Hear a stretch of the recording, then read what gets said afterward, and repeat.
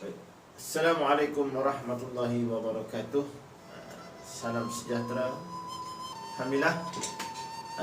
Anak-anak, mudah-mudahan terus berada dalam keadaan yang sihat, terus berada dalam keadaan yang rasional, keadaan yang positif. Kita dah memasuki fasa yang ketiga, hari yang ke-34 dalam PKP. Cikgu mengharapkan agar anda semua dapat meneruskan kehidupan dengan baik, menguruskan diri dengan baik, menguruskan masa dengan baik. Seperti mana yang kita sedia maklum, baru-baru ini Menteri Kanan Pendidikan telah mengumumkan bahawa UPSR dan PT3 dibatalkan, manakala SPM, STM dan juga STPM ditangguhkan kepada suku pertama bagi tahun 2021. Okey, jadi saya yakin bila pengumuman ini dibuat, khususnya calon-calon SPM, ada yang memberikan reaksi yang negatif dan positif, dan juga calon-calon yang lain. Sebab mungkin setengah pelajar itu dah berada dalam kesediaan yang okey. Apabila diumumkan penangguhan, mungkin emosinya agak terganggu. Jadi insyaAllah kita perlu berfikir positif, demi keselamatan, demi kesihatan kita. Itu yang terbaik yang telah difikirkan oleh pihak kementerian. Jadi untuk hari ini, saya ingin berkongsi satu cerita motivasi untuk kita semua, sebagai satu orang panggil, sebagai satu sokongan, sebagai satu dorongan motivasi luaran yang mungkin kita boleh ambil sebagai satu kekuatan untuk kita meneruskan kehidupan, iaitu dengan sebuah cerita. Okey, sebuah cerita berkisar tentang seekor burung halang. Okey, pernah dengar? Bila sebut seekor burung halang ini merupakan kita tahu sekumpulan burung yang mana boleh dikatakan haiwan yang sangat hebat dari segi fizikalnya, dari segi kekuatannya. Merupakan burung pemangsa, yang bila kita sebut saja tentang seekor burung halang, kita yakin dan pasti banyak kekuatan, banyak kelebihan yang ada pada seekor burung halang. Jadi burung halang ini merupakan seekor burung yang mampu hidup sehingga umur 70 tahun. Okey, mampu hidup sehingga umur 70 tahun. Namun sebelum mencapai usia 70 tahun, ketika usia halang itu 40 tahun, halang menghadapi satu saat yang paling sukar dalam hidupnya, iaitu akan berlaku beberapa perubahan yang sebenarnya memberi satu masalah kepada diri halang itu sendiri. Okey, jadi tiga perubahan tersebut, iaitu yang pertamanya perubahan fizikal. Tiga-tiganya adalah merupakan perubahan fizikal yang mengganggu kehidupan halang. Yang pertamanya ialah bagaimana paruh halang itu tadi akan menjadi panjang dan membengkok ke hadapan, menyebabkan sukar untuk halang mencari makanan. Okey, yang keduanya, kuku-kukunya akan menjadi semakin panjang dan semakin tumpul, menyebabkan dia sukar untuk nak menyambar mangsa-mangsa di dalam air dan sebagainya. Dan yang ketiga, perubahannya adalah bulu-bulu pelepah beliau, burung tersebut semakin menebal, yang menyebabkan halang sukar untuk nak meneruskan, terbang dengan lebih tinggi. Jadi inilah tiga perubahan yang sangat memberi kesan kepada hidup halang itu sendiri. Jadi bila menyebutkan itu, halang terpaksa membuat pilihan. Ini yang kita nak cerita. Di sebalik perubahan yang berlaku, yang menyebabkan halang tak boleh bergerak bebas ketika usia 40 tahun. Okey, pada ketika ini halang terpaksa berfikir sesuatu. Bagaimana cara untuk halang terus hidup lagi 30 tahun. Jadi apa yang halang buat ialah, bila mana halang ini mengambil keputusan untuk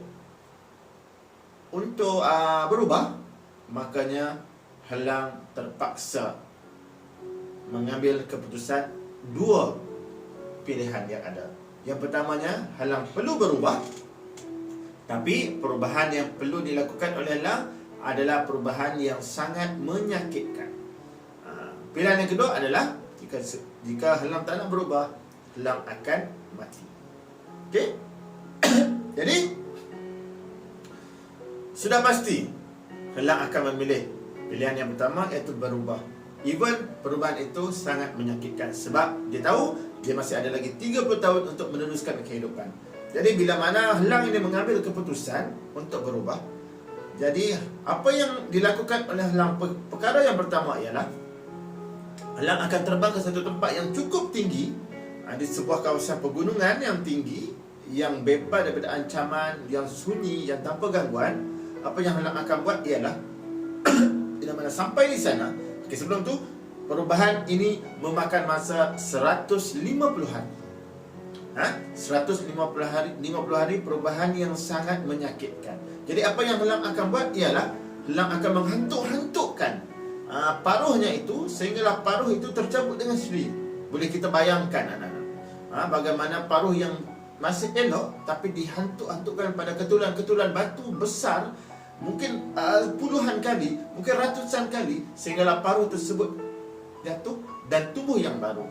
Dan ketika mana tumbuh yang baru, helang pula akan mencabut setiap kuku-kuku ini satu persatu. Boleh kita bayangkan betapa sakit atau tidak perubahan tersebut.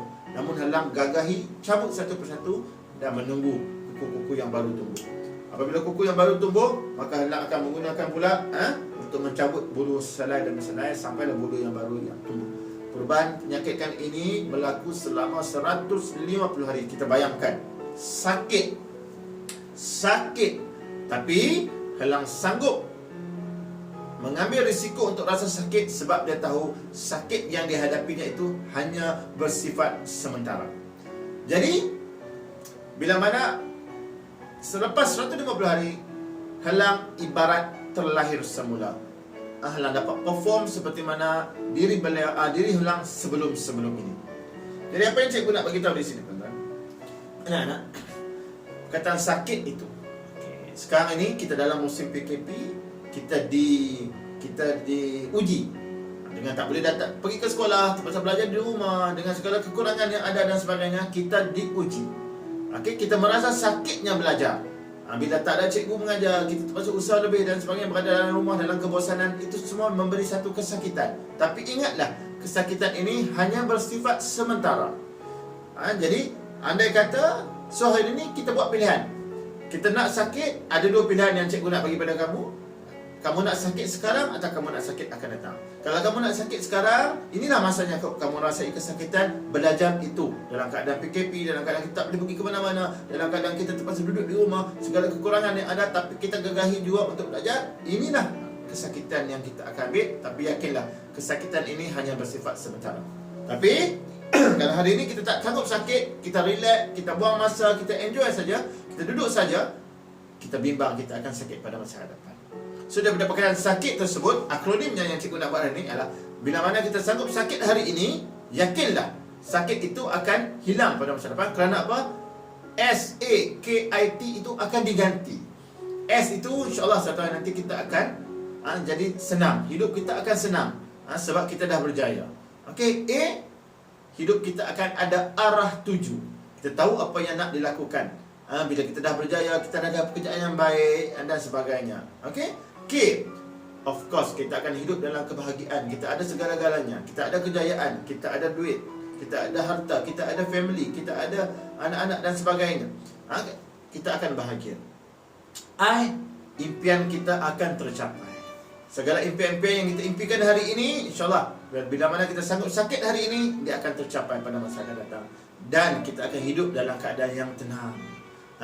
Kita hidup dalam keadaan yang tenang, gembira, bersama orang-orang yang kita sayang, bersama dengan profession yang kita minat dan sebagainya. So, fikirkan, itu sekiranya kita sanggup sakit sekarang. Tapi bayangkan pula, kalau kita tak sanggup sakit, kita biarkan kesakitan itu pada masa akan datang. Bila perkataan sakit itu S, hidup kita akan susah. Sebab sekarang kita enjoy, ke depan kita akan susah sebab tak ada kejayaan. Kita tak berjaya, kita gagal dalam exam, kita gagal dalam hidup. A itu pula segala impian kita tadi itu hanya akan jadi angan-angan. Hanya jadi akan jadi angan-angan suatu yang sia-sia. Okay, of course hidup dalam keadaan kekecewaan, kesedihan, kedukaan. Sebab hidupnya tak bahagia, hidupnya dalam serba kekurangan. Bayangkan kita ada anak-anak juga terutama merasai kekurangan tersebut sebab daripada hasil kesalahan kita. I terpaksa ikhtiar lebih, terpaksa melakukan banyak pekerjaan untuk terus menyara keluarga, menampung kehidupan. Penat. Sepatutnya masa itu kita bekerja, balik bekerja, kita ada masa untuk family, untuk kita berehat, berekreasi dan sebagainya, untuk kita berehat. Tapi bila kita tak sanggup sakit sekarang, kita biarkan kesakitan itu pada masa akan datang, kita akan jadi terpaksa berusaha, kurang tidur, kurang rehat, kurang bersama masa dengan family. Itu ikhtiar. Dan of course akhirnya hidup dalam terbeban dengan hutang, terbeban dengan macam-macam masalah kewangan dan sebagainya. Sekiranya hari ini kita tidak sanggup sakit, so cikgu dah bagi pilihan kepada kamu dalam masa PKP ini. Memang kita akan rasa sakit, tapi rasai kesakitan itu untuk meraih satu kejayaan yang lebih baik pada masa akan datang. So fikirkan bersama. Jadi helang sanggup sakit demi masa depan yang 30 tahun lagi. Kita juga perlu rasa sakit itu, sakit belajar itu, sakit berusaha, sakit bersungguh-sungguh dalam belajar, demi kita nak merasai kemanisan, kebahagiaan, kegembiraan dalam kehidupan kita pada masa kita. So renungkan, fikirkan bersama, apa yang perlu kita lakukan hari ini sebenarnya akan memberi gambaran yang jelas pada masa akan datang. Bila hari ini kamu sanggup sakit, saya yakin kesakitan itu akan hilang bila mana kamu berjaya nanti. So sama-sama kita fikirkan, buat yang terbaik. Jangan jadikan alasan SPM ditunda, STPM ditunda itu sebagai satu alasan untuk kita lemah semangat. Tidak. Terus merasai kesakitan. Ingat, kesakitan yang kita alami itu hanya bersifat sementara. Bila kita berusaha, kejayaan itu akan datang bersama dengan kita. So, renungkan untuk hari ini. Cakap dulu Cikgu Khairul. Kita jumpa lagi dalam slot yang akan datang, insyaAllah. Assalamualaikum warahmatullahi wabarakatuh.